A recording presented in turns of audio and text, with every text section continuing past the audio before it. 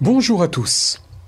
Depuis le 8 octobre, si on veut suivre ce qui se passe au Moyen-Orient, centre du monde, que l'on soit religieux ou non, en dehors du grand rendez-vous du 20h, notre attente, notre soif d'information se porte en priorité sur les chaînes info.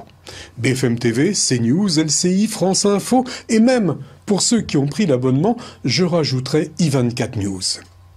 Depuis le 8 octobre, il est le porte-parole en français de Tsahal et répond aux questions des journalistes de toutes les chaînes pour évoquer l'avancée des opérations dans la bande de Gaza, mais aussi pour renforcer la crédibilité de Tsahal, une armée qui combat en conservant une attitude humaine et ne recourt aux armes et à la force que dans le cadre de leur mission et seulement en cas de nécessité. Colonel Olivier Rafovitz, bonjour.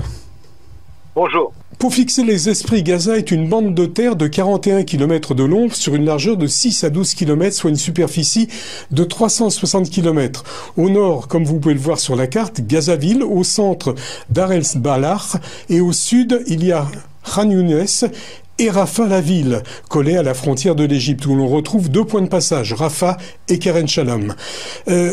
Colonel Olivier Rafovitz, juste avant de vous questionner, est-ce que vous auriez des informations concernant le sort de Shiri Bibas et de ses enfants? Alors nous parlons, nous sommes toujours dans l'attente de retrouver les 134 otages et tous les efforts sont faits dans ce sujet-là et il faut attendre et espérer que les otages reviendront bientôt en Israël. Lundi, 2 otages ont été libérés. L'opération Main d'Or a permis leur exfiltration au cœur de la ville de Rafah par l'unité Yamam. Alors, une question, il resterait actuellement à peu près 134 otages israéliens. Tsahal est bien déterminé à venir les chercher. Le sujet des otages est un sujet extrêmement sensible. Je répète, nous attendons, nous faisons tout au niveau de Tsahal pour que les otages reviennent à la maison.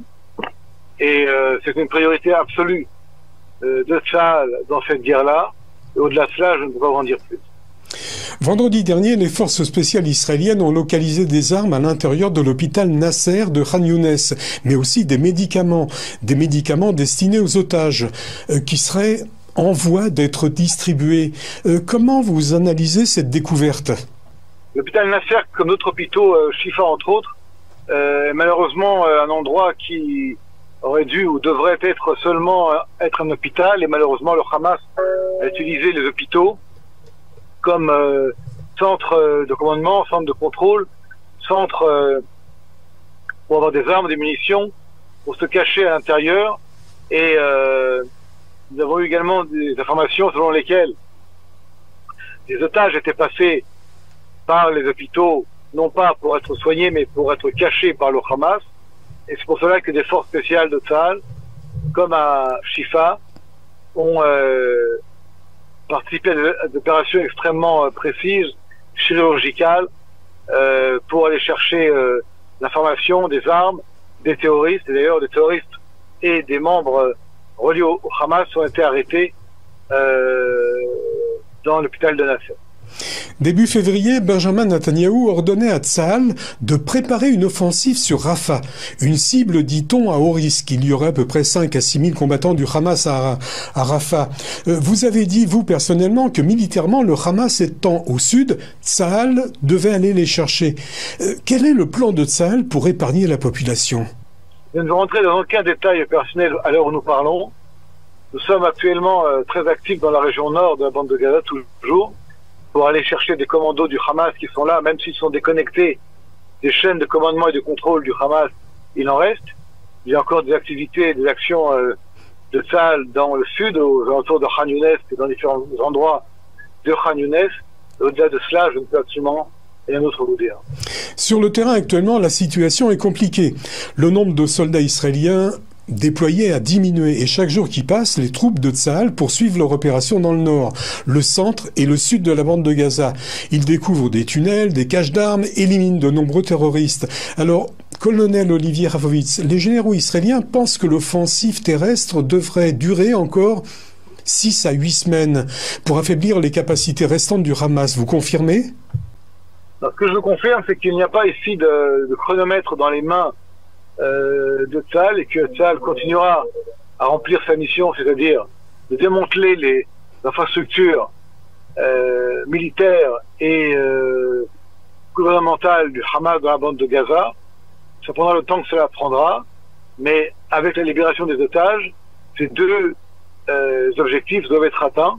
Et encore une fois, il y a un cabinet de guerre qui donne les instructions, qui donne les directives, et Tsahal applique les décisions décidées par l'échelon politique.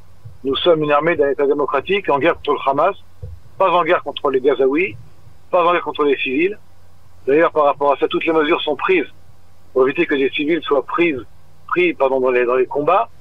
Il y a des moyens d'information en arabe, par téléphone, par les SMS, par des tracts, pour dire à la population où aller se déplacer. Et dans ce contexte-là, Tsahal continuera à agir contre le Hamas, tout en respectant les règles stricto sensu du droit international et de l'éthique de Tsahal. Fin janvier, au point de passage de Keren Shalom, au sud de la bande de Gaza, des membres de familles d'otages ont bloqué le passage de l'aide humanitaire pendant quelques jours. La semaine dernière, plus de 1000 conteneurs destinés à l'UNRWA ont été immobilisés au port d'Ashdod par des militants israéliens.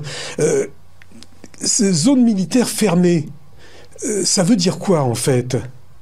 Les problématiques liées à des manifestations de telle ou telle personne sont réglées et gérées par la police israélienne, non pas par Tsahal. Mais dans ce qui est de l'aide humanitaire, elle continue à rentrer parce qu'il y a une décision du gouvernement israélien de laisser rentrer l'aide humanitaire dans la bande de Gaza.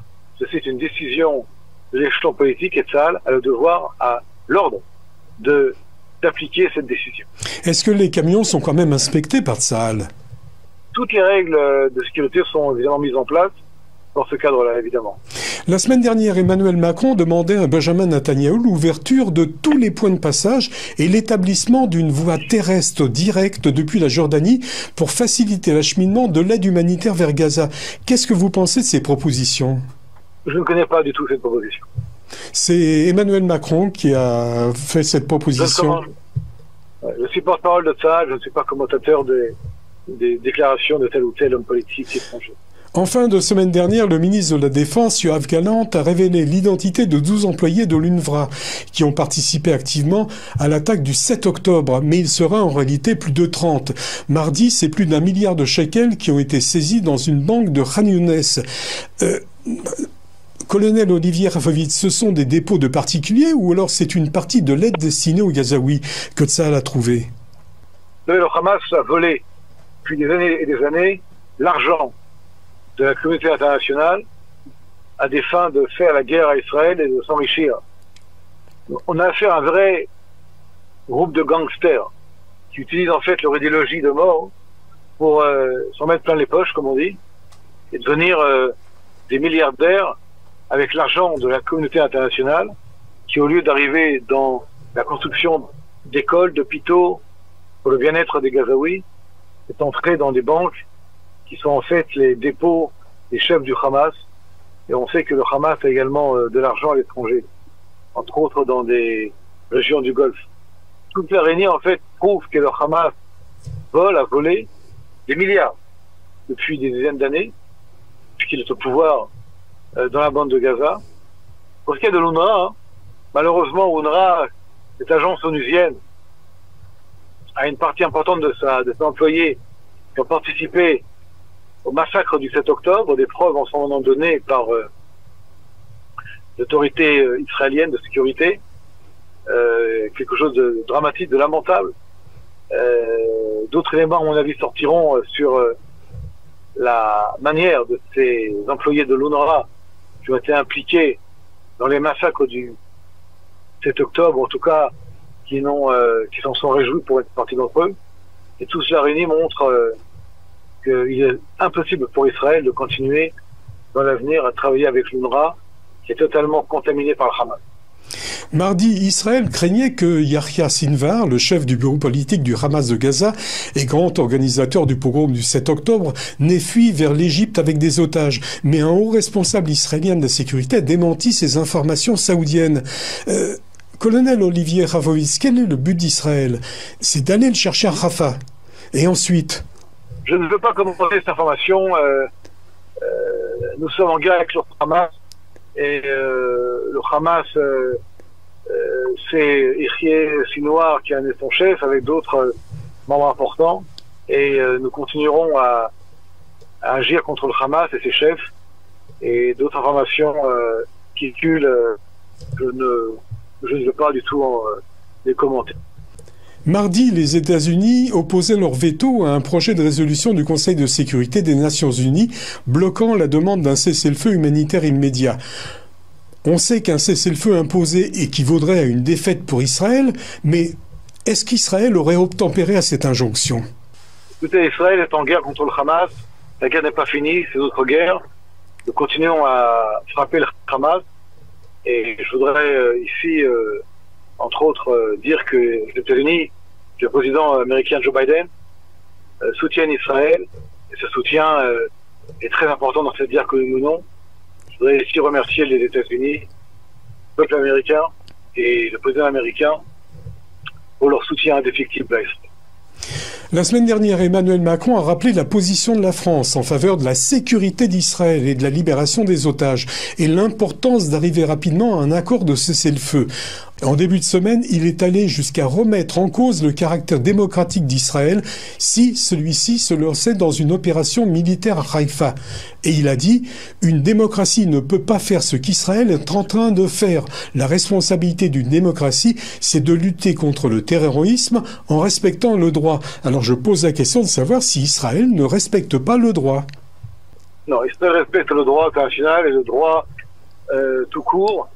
Nous sommes une démocratie en guerre. Au-delà de ça, je ne vais faire aucun commentaire sur telle ou telle déclaration de tel ou tel homme politique. Nous avons parlé essentiellement de Gaza.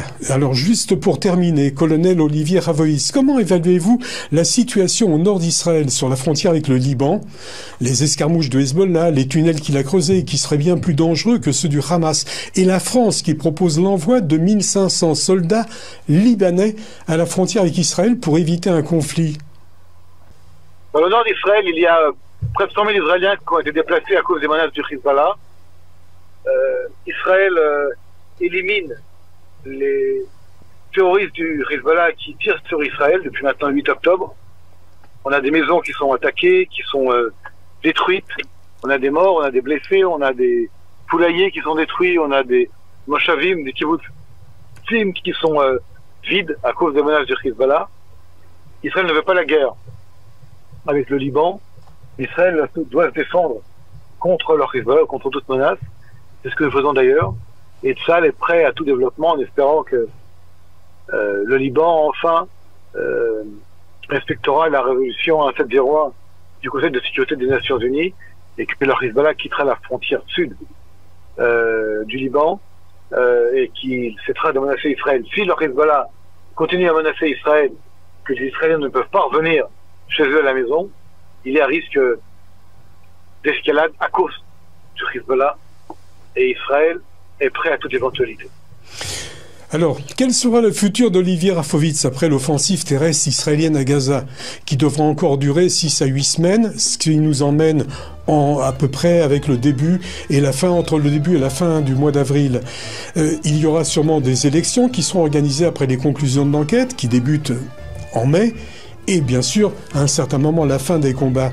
Est-ce que vous avez pensé à un poste de député? Est-ce que ça vous conviendrait? Ça vous tenterait? Et si oui, vers quel parti vos yeux se tourneraient-ils? Alors, où je vous parle, je suis militaire, comme vous voyez, colonel de réserve, appelé sous les drapeaux. Je remplis du mieux que je peux la mission qui m'a été confiée, qui est de défendre Israël et d'informer. Et je le fais dans cette optique-là. Au-delà de cela, rien d'autre. Mon invité ce matin, le colonel Olivier Rafovitz, porte-parole francophone de Tsahal. Merci Olivier Rafovitz de nous avoir accordé cet entretien. Merci à vous et bonne journée. Merci, à bientôt. À bientôt.